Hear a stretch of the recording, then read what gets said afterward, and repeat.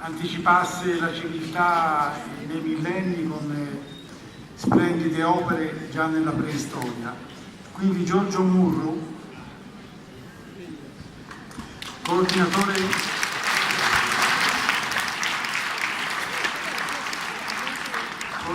scientifico del Museo Zapata di Marumi e direttore del Museo dei Menhir di Laconi.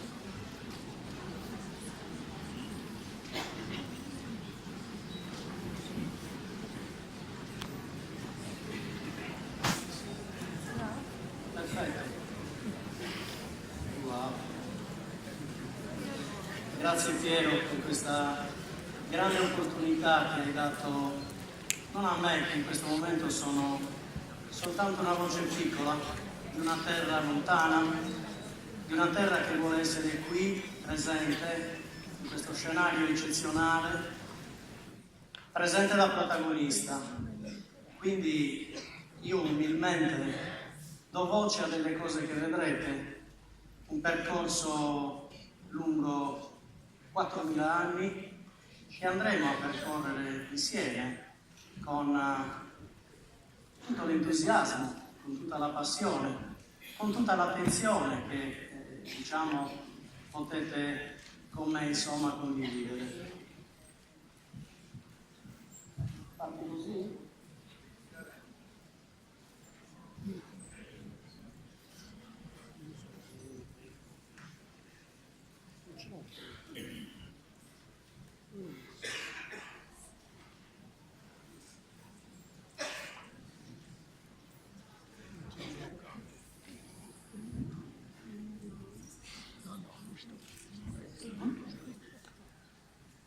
Perfetto, quindi siamo alla fine del quarto millennio.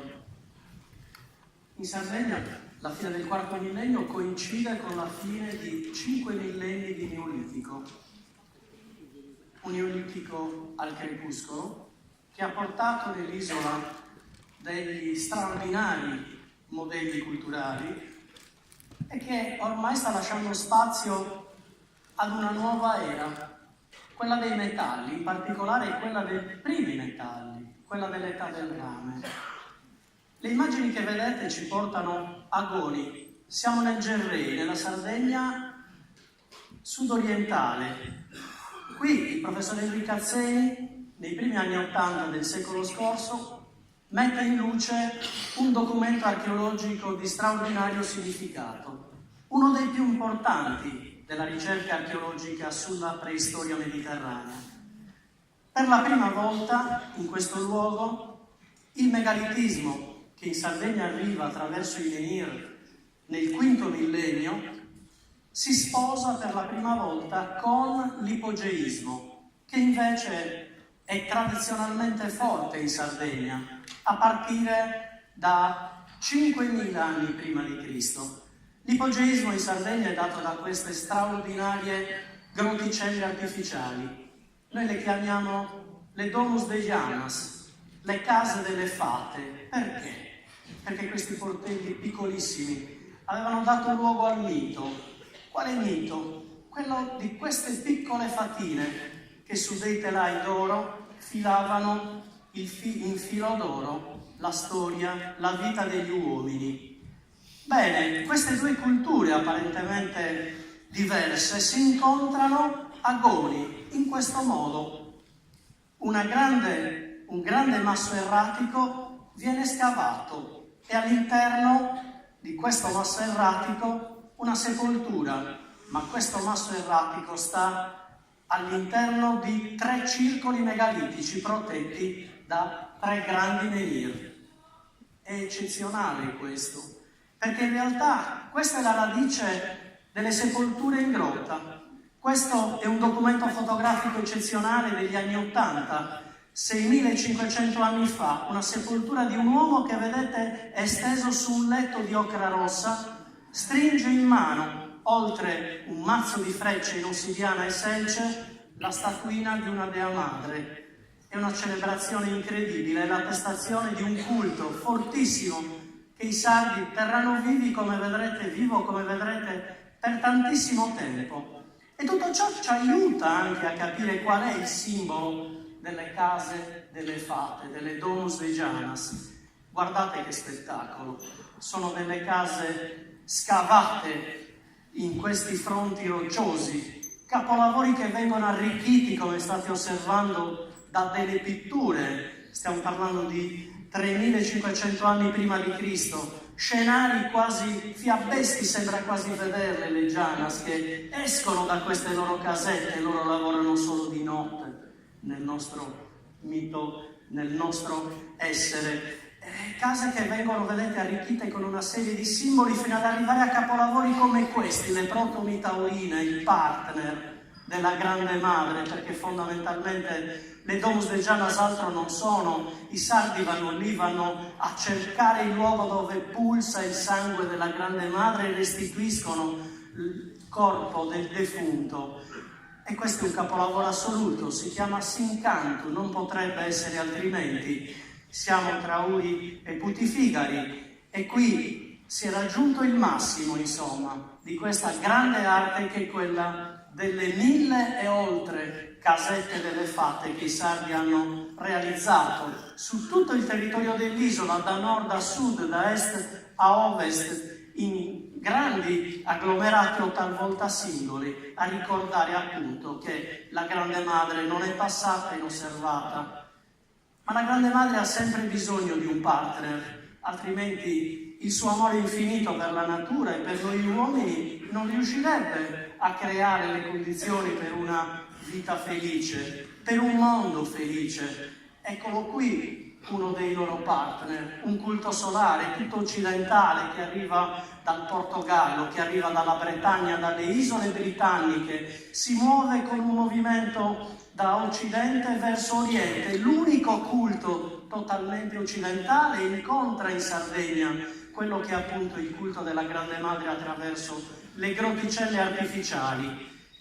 Ma non arrivano solo i menhir, che sono, diciamo, l'elemento di punta del megalitismo in quel momento, arrivano anche i dolmen. E i dolmen sono il primo tentativo che i sardi provano a mettere in opera in Sardegna, appunto, un edificio complesso nella sua semplicità. In realtà noi diciamo è un sistema di costruzione trilitico, elementare, ma guardatelo quanto è elementare. I lastroni infissi al suolo, questi grandi massi a creare copertura, si sono costruiti un nuovo sepolcro. Ma detto così parrebbe nulla. Cioè pensate che parallelamente a questo mondo c'è il mondo dell'ipogeismo. Capite quindi da dove sono partito? Cioè il mondo in cui queste due culture si fondono appunto a Goni, in quelle immagini iniziali.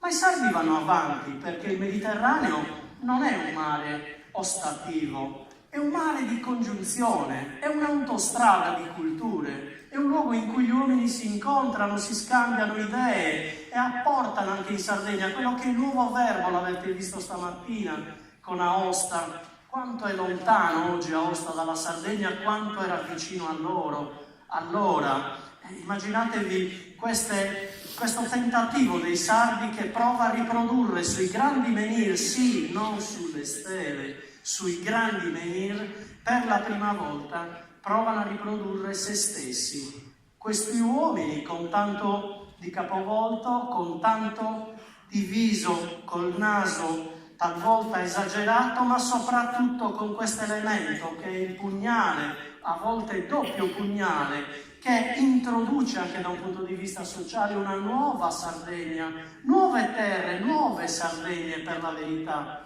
Perché questo è fantastico, con l'avvento dei metalli anche in Sardegna, ormai siamo agli inizi del terzo millennio, vedete, avviene qualcosa di magico.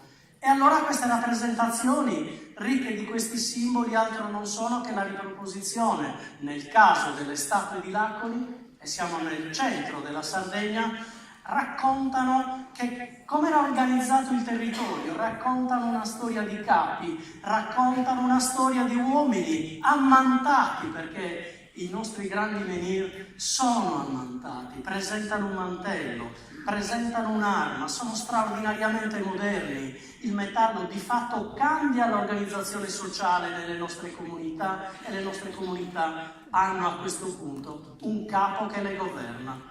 Eccoli qui, i simboli che avete visto prima, in questo caso sono dei petroglifi incisi nelle Domus de Janas, perché il confronto è sempre lì, sempre forte tra quelle che sono le culture dell'ipogeismo, cioè dei sardi resistenti, non dimenticatelo mai, e quelli che sono invece il nuovo verbo, perché sì, la Grande Madre prima ha avuto i grandi menhiri, il sole, il culto solare come elemento maschile, come partner privilegiato, poi ha avuto il toro con i tanti corniformi riprodotti all'interno delle Domus de Janas, il toro come simbolo di potere, di forza fisica, di potere anche riproduttivo.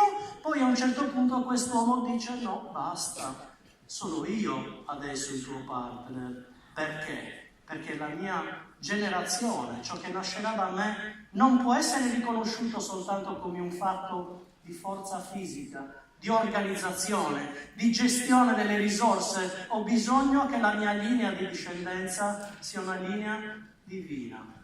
E questo è un altro dato eccezionale. Siamo intorno ai 2600 anni prima di Cristo.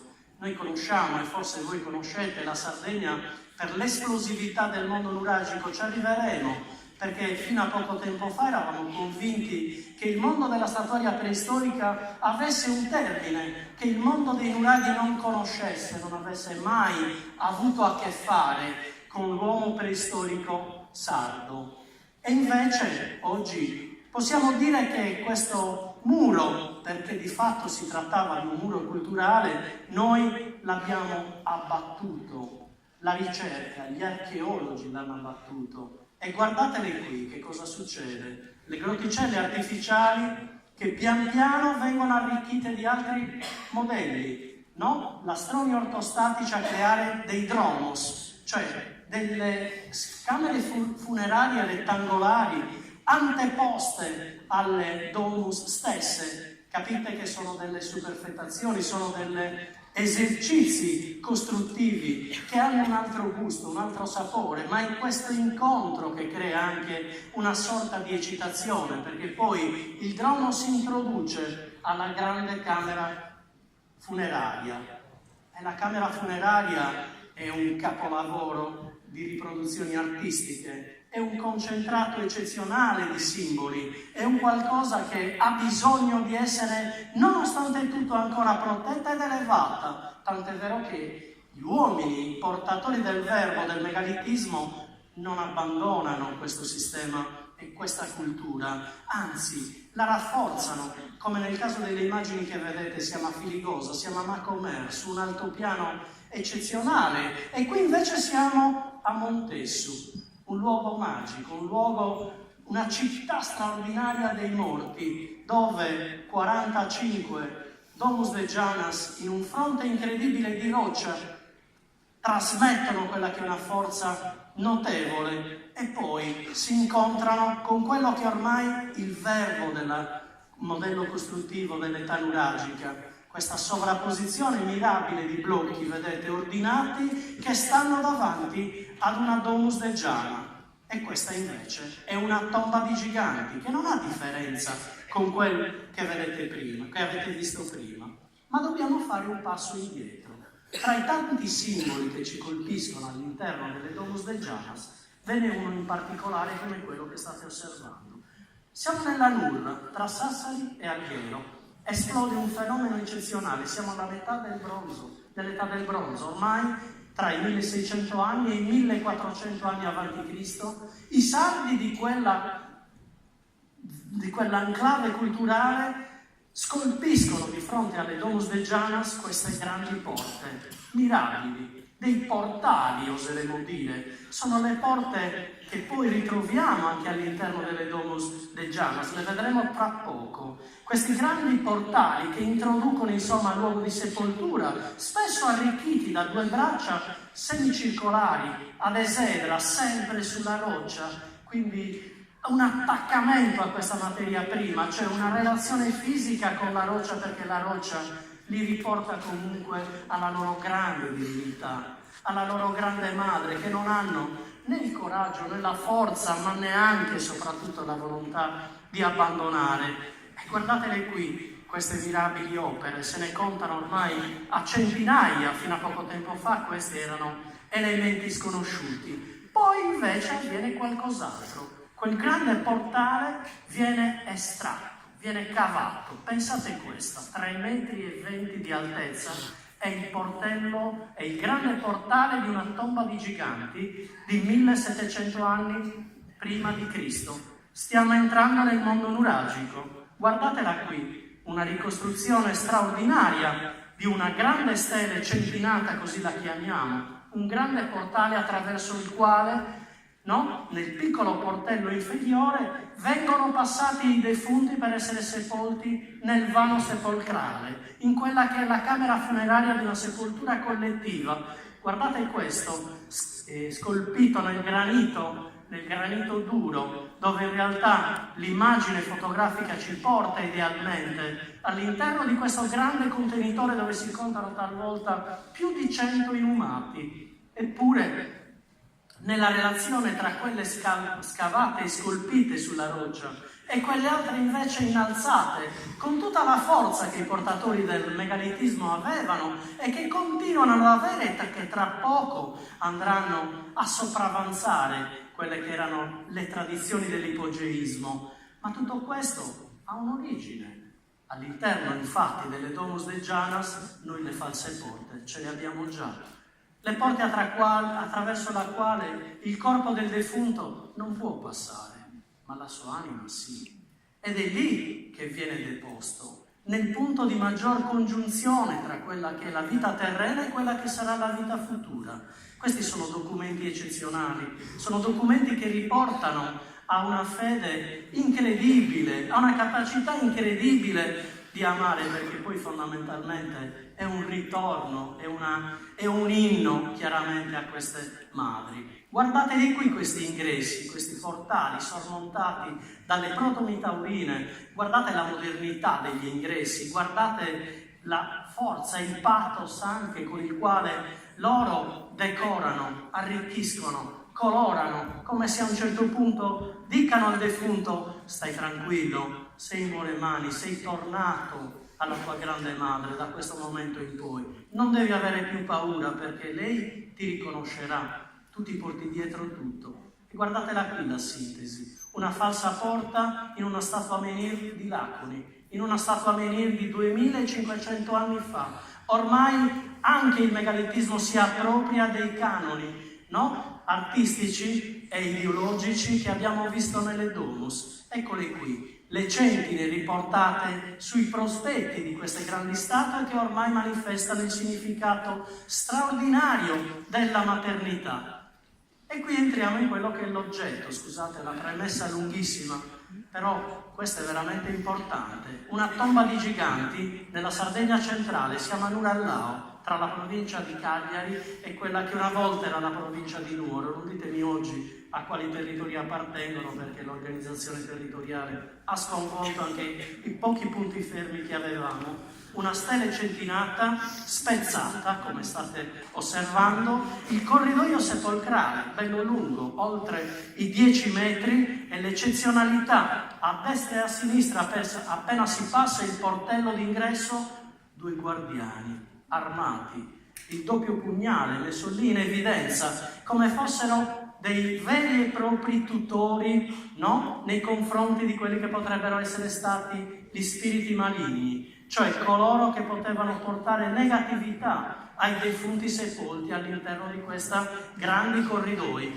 È un documento archeologico questo eccezionale. La tomba è stata scavata nel 1980, ha restituito lesine di bronzo e frammenti di quella che noi chiamiamo cultura di Bonnannaro. Stiamo parlando di 1800-1600 anni prima di Cristo, la prima età del bronzo in Sardegna. E queste immagini eccezionali ci raccontano come era il sito prima dello scavo, perché in realtà da quel luogo provenivano altri 16 statue menhir. interpretate prima esclusivamente come materiale da costruzione, cioè erano lì e li hanno messi a fare muratura. Oggi sappiamo che non erano lì per fare muratura, erano lì per rafforzare lo spirito. Ma come? Ma noi sapevamo che il mondo dei nuraghi non aveva relazione con tutta questa cultura. Non c'è un culto del megalite durante l'età nuragica. E invece piano piano scopriamo che i nuragici o i sardi dei nuraghi altro non erano che i figli di questa grande tradizione. Guardate questo elemento a candelabro, è anch'esso un capovolto, ce l'avevamo già all'Accoli, ma guardatelo qui inciso nella Domus di Oniferi, di Sconcas ad Oniferi. Ma voi mi direte, ma non basta un caso per rafforzare un'ipotesi di questo tipo? E allora, come sempre avviene, l'archeologia ci dà delle risposte. Siamo nel Barigado, verso il Golfo di Oristano, ancora nella Sardegna centrale, ancora una bella tomba di giganti, in questo caso senza stele centinata, siamo nella media età del bronzo, e anche in questo caso, il corridoio, subito dopo il portello d'accesso, è preceduto da 2 guardiani. In questo caso sono dei menhir proto-antropomorfi, sono dei menhir messi lì a controllare anche in questo caso, a proteggere, a tutelare, a tenere lontano tutto ciò di negativo che può esserci, che può portare negatività logicamente alla sepoltura.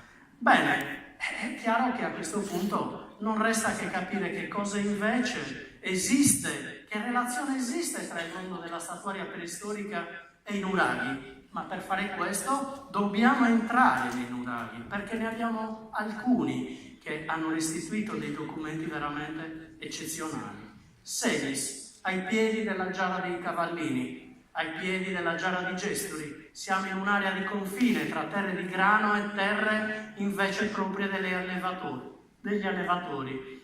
Un grande nuraghi, una località che si chiama Biddevedra, cioè una città di pietre. Bene, le statue menhir stanno lì, a terra, a fianco del nuraghe, non le hanno toccate, cioè le hanno lasciate appunto in piedi, allineate, cioè il nuraghe viene costruito, il nuraghe viene elevato, ma non vengono toccati i segni dei padri, o gli stessi loro segni, essendo loro i figli, tutto sommato, di questi padri. E io credo che qui giochiamo una partita fondamentale anche per il megalitismo mediterraneo, almeno di quello del Mediterraneo occidentale. Siamo all'Accoli, nuraghe a Rubiu, un altro documento fantastico, una straordinaria statua menhir armata, maschile chiaramente, posta lì a creare l'architrave di una delle nicchie della camera di base di questa grande cupola nuragica. È messo lì per caso? Siamo al centro di un territorio che prende il nome di Valle dei Menhir. E guardatevi quest'altro. Siamo ad Allai, prospiciente al Golfo di Oristano. Nuraghe a Rasseda, in un altopiano dalla sacralità incredibile, 2 grandi statue menhir a costituire gli architravi portanti di questo grande nuraghe, ma non solo. A 20 metri da questo nuraghe un allineamento eccezionale di statue menhir. Non ne hanno toccato una. Anzi, vi dico di più, per completare l'opera del nuraghe, e stiamo parlando di 1300 anni prima di Cristo, hanno aperto una cava di trachite per trarre materiale da costruzione.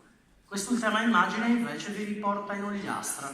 Siamo nel Golfo di Orosei, in una località, in un nuraghe che ha un nome bellissimo, Sortaglie su Monte, cioè il portale che dal mare porta al monte, cioè alle montagne prospicenti verso il mare in quel caso, e l'architrave d'ingresso di quel nuraghe è uno straordinario menhir. Adesso, chiaro, ci dobbiamo confrontare con loro. Eccoli qui, i nuraghi, le costruzioni dei sardi eredi di tutto quello che avete sentito, seppure velocemente, in questi pochi minuti. Guardate a cosa sono ormai giunti, a quale livello, a quale capacità, no, di toccare la materia, i sardi. Eccoli qua, i nuraghi, innalzati verso il cielo con una tecnica apparentemente elementare. Eccolo qui il rappresentante dei nuraghi sardi su Nuraghi di Barumi, patrimonio dell'umanità dal 1997. Eccole qui le loro mirabili capacità costruttive. Il mettere pietra su pietra, a secco, senza ausilio di materiale legante, torri innalzate verso il cielo per oltre 20 metri, a controllare, a dominare, a comunicare, visto che è una parola che è stata usata tantissimo anche qui, in questi 3 giorni, a comunicare che cosa? A comunicare una capacità impressionante, un punto di arrivo. Eccole qui le cupole nuragiche, 8.000 cupole nuragiche contrapposto a 2 cupole micenee. Eccole qui il germe da cui poi nasce buona parte della civiltà nell'età del bronzo mediterranea. Loro ci chiamano in tanti modi, ci chiamano Sardana, chiamano la Sardegna forse, no? L'antica terra benedetta poi distrutta, no? Dalle piogge e dagli tsunami. Noi ci chiamiamo sardi, la nostra terra si chiama Sardegna. Certo, il concetto di Sardegne mi piace molto perché queste cupole che vedete sono diverse da terra e sono frutto di conoscenze e di apporti differenti. Tutto questo chiaramente crea una condizione, un immaginario veramente clamoroso, ma poi i sardi dei nuraghi in realtà che cosa ne hanno fatto? Dei padri hanno innalzato, o meglio, hanno scavato oltre 130 pozzi sacri dedicati al culto dell'acqua. Ma l'acqua non è l'essenza della grande madre, non è l'essenza della vita. Loro creano degli inni impressionanti a questa materia.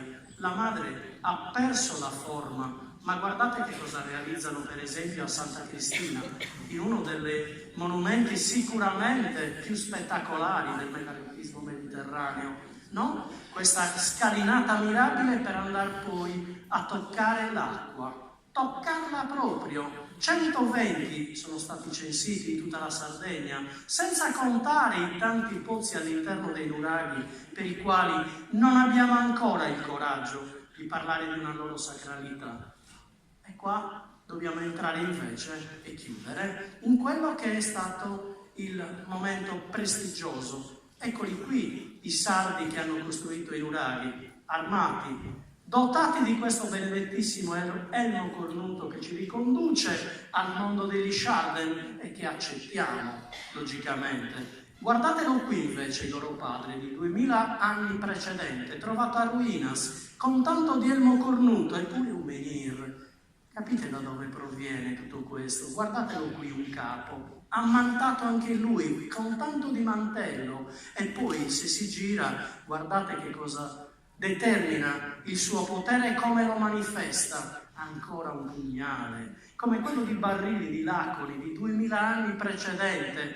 Ma allora che cosa dobbiamo dire? Dobbiamo soltanto avere il coraggio di dire una cosa, che in questo percorso di 4000 anni, sullo sfondo di tutta questa eccezionalità, c'è da elevare un grazie eccezionale, non certo a me, ma ai sardi, perché loro ci hanno restituito tutto questo.